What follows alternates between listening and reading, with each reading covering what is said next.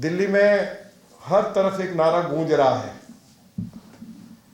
अब नहीं सहेंगे, बदल कर रहेंगे। लगभग 1600 इलेक्ट्रिक बसें श्री नरेंद्र मोदी जी की सरकार की ओर से दिल्ली वासियों के लिए मुफ्त उपलब्ध कराई। अरविंद केजरीवाल जब दिल्ली के मुख्यमंत्री बने तो डीटीसी के पास 6500 बसें थी, वे घटकर 2500 रहेंगी और वे भी आउटडेटेड हैं।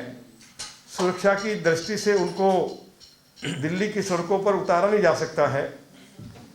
दिल्ली सरकार के हॉस्पिटल्स की स्थिति बहुत दयनीय है। दिल्ली के अंदर पिछले 10 सालों में अरविंद केजरीवाल की सरकार ने एक कॉलेज नहीं खोला, कोई एक हॉस्पिटल नहीं बनाया, कोई एक नया फ्लाईओवर नहीं बनाया, कोई एक नया स्कूल नहीं खोला।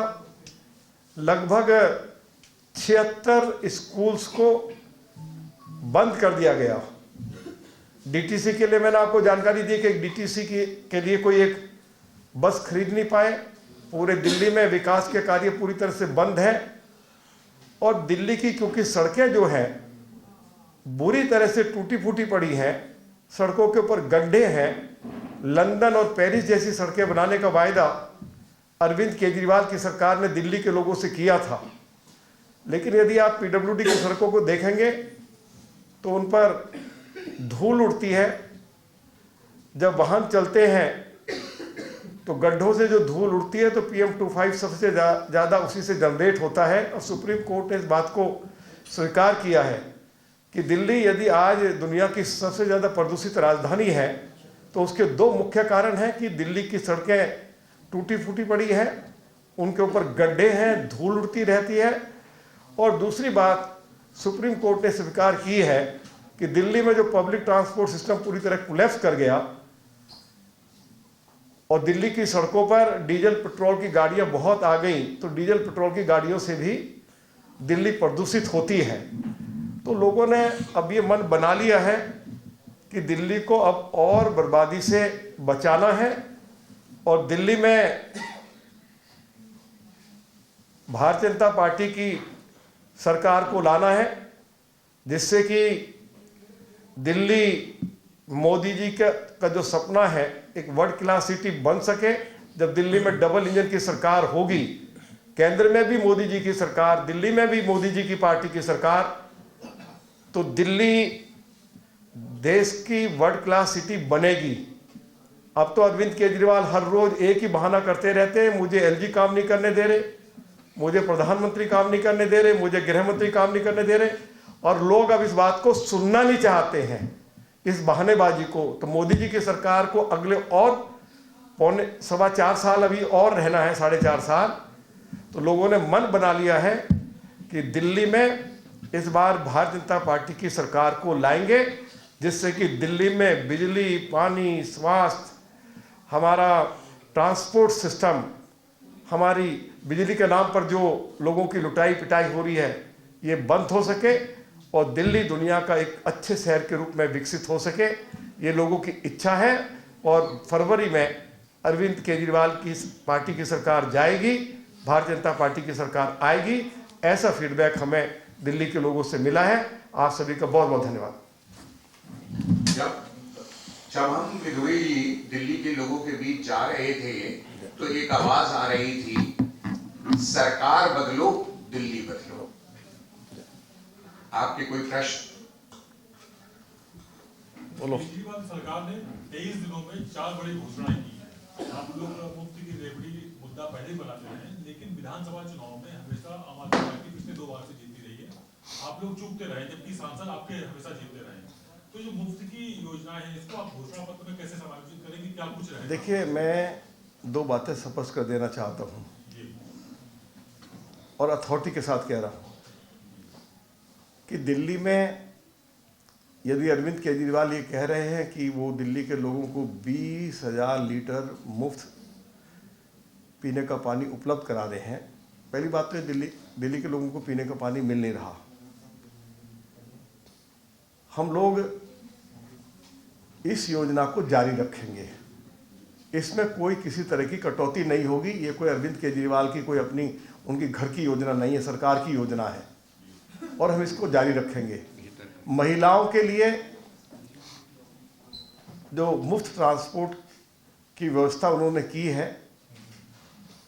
दिल्ली सरकार के पास बसें ही नहीं है, महिलाएं बेचारी बस स्टैंड पर खड़ी रहती हैं, इनको गालियां निकालती रहती हैं। तो हम दिल्ली के लिए कम से कम 10,000 इलेक्ट्रिक बसें लेकर आएंगे। हम दिल्ली के लिए हिमाचल से, मुरादनगर से पीने का पानी लेकर आएंगे, जिससे कि दिल्ली के लोगों की प्यास बुझ सके और 20,000 लीटर मुफ्त पानी दिल्ली की भाजपा की सरकार की ओर से उपलब्ध हो सके। तीसरी बात जो उन्होंने कही है बिजली की, बिजली के नाम पर बड़ी भारी लूट हो रही है। आप अपना, यदि आप दिल्ली में रहते हैं तो आप अपना बिल उठा के देखिए। 3 बार अरविंद केजरीवाल की सरकार ने बिजली की दरों में बढ़ोतरी की, जबकि वायदा यह किया गया था कि जब तक मेरी सरकार रहेगी बिजली के बिलों में बढ़ोतरी नहीं होगी।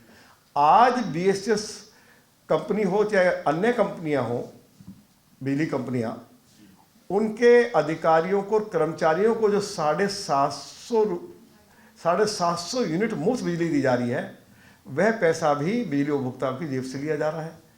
उनके कर्मचारी अधिकारी रिटायर हो जाते हैं, उनको जो पेंशन दी जाती है वो पैसा भी दिल्ली के बिजली उपभोक्ताओं की जेब से निकाला जा रहा है।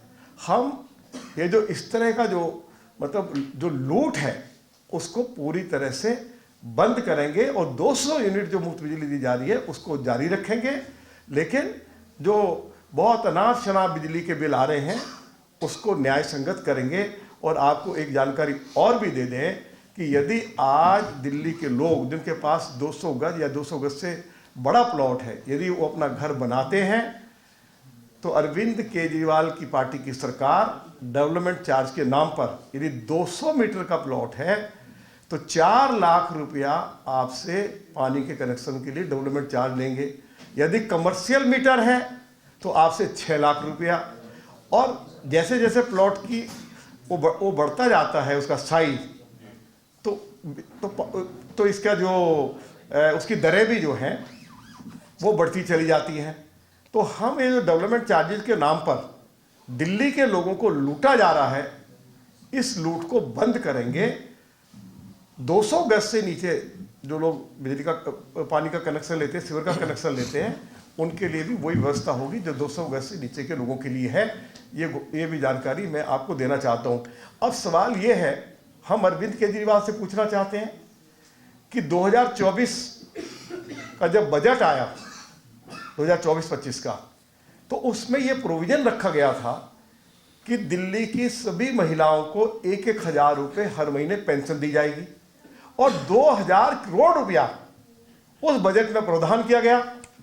और उस बजट को दिल्ली विधानसभा ने अपनी अप्रूवल दी, दिल्ली के लेफ्टिनेंट गवर्नर ने approval the, ministry of home affairs ने अपनी अप्रूवल दी और भारत की राष्ट्रपति महोदया ने अपनी मंजूरी दी। हम अरविंद केजरीवाल से पूछना चाहते हैं कि महिलाओं के लिए जो 2,000 करोड़ रुपया हर महीने उनको 1,000 रुपये पेंशन मिले, जो पैसा रखा गया था वो पैसा कहाँ चला गया, उसका जवाब अरविंद केजरीवाल को देना पड़ेगा। दिल्ली में वर्ल्ड क्लास ट्रांसपोर्ट सिस्टम देंगे। हम दिल्ली के लोगों के घर घर में कम से कम 4 घंटे क्लीन वाटर, स्वच्छ जल पहुंचाएंगे। हम दिल्ली के सीवरेज सिस्टम को जो पूरी तरह से बर्बाद हुआ पड़ा है, इसको ठीक करेंगे। हम दिल्ली की सड़कों को ठीक करेंगे। यदि आप अरविंद केजरीवाल की जो सड़कें हैं और जो NHAI ने, भारत सरकार के सड़क परिवहन राजमार्ग मंत्रालय ने बनाई है, आप उन दोनों में अंतर देख लीजिए। जो NHAI ने दिल्ली में सड़कें बनाई हैं, जो हाईवेज बनाए हैं, जो फ्लाईओवर्स बनाए हैं, अंडरपासेज बनाए हैं, फुटओवर ब्रिजेस बनाए हैं, तो वर्ल्ड क्लास क्वालिटी है। लेकिन अरविंद केजरीवाल के, जैसे मैंने कहा कि सारी सड़कें टूटी पड़ी है, वो कारण है कि दिल्ली मैंने सिर्फ ये वो नहीं कहा, वो तो आप कह ही रहे हैं, हाँ, भी कहते रहे। हाँ, एक मुद्दा जिसको लेके आप केजरीवाल से बेहतर दिल्ली की जनता को विकल्प देंगे, वो जानते हैं। हम दिल्ली को बिजली के नाम पर दिल्ली के लोगों को जो लूटा जा रहा है उस लूट को बंद करेंगे, पीने का पानी उपलब्ध कराएंगे, बेहतर स्वास्थ्य सेवाएं दिल्ली के लोगों को उपलब्ध कराएंगे, ट्रांसपोर्ट सिस्टम को ठीक करेंगे, एजुकेशन सिस्टम को ठीक करेंगे। आज स्कूल्स में प्रिंसिपल नहीं है, वाइस प्रिंसिपल नहीं है, 25,000 टीचर्स की कमी है और जो गेस्ट टीचर्स हैं उनको रेगुलराइज करेंगे। आज 60% स्कूल्स में कॉमर्स और साइंस की पढ़ाई नहीं है। हमारे बच्चे डॉक्टर इंजीनियर कैसे बनेंगे? हर स्कूल में कॉमर्स और साइंस की पढ़ाई हो, उसकी हम लोग व्यवस्था करेंगे।